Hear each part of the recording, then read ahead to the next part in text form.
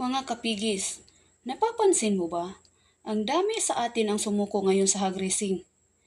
Pero pakiusap, huwag nating isipin na dahil doon ay talunan na sila o mahina sila. Hindi po. Sadyang dinala lang tayo sa punto ng industriya kung saan ang sipag at talino ay hindi na sapat. Sunod-sunod na talo, sabay-sabay na hagupit, mula sa walang katapusang banta ng sakit hanggang sa presyo ng pagkain na buwan-buwan ay tumataas. Habang ang presyo sa binta at live weight ay madalas na bumabagsak. Sa ganyang sitwasyon, natural lang maubos ang puhunan. At kapag naubos ang pirang pinaghirapan, kasunod na rin nanghihina ang katawan at napapagod ang puso. Kaya sa kasamahan nating nagdesisyong magbawas o huminto muna, saludo kami sa inyo. Ang paghinto ay hindi nangangahulugang talo ka na habang buhay.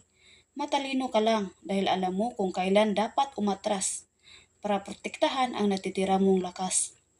Magpahinga muna kayo. Mag-ipon muli ng panibagong puhunan dahil alam namin pansamantala lang ito at babalik kayo ng mas matatag.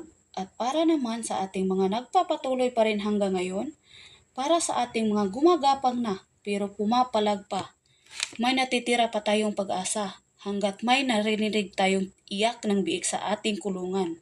Hanggat may lakas tayong magbuhat ng sako ng feeds, may laban pa tayo. Lumalaban pa tayo dahil alam nating may bukas na naghihintay.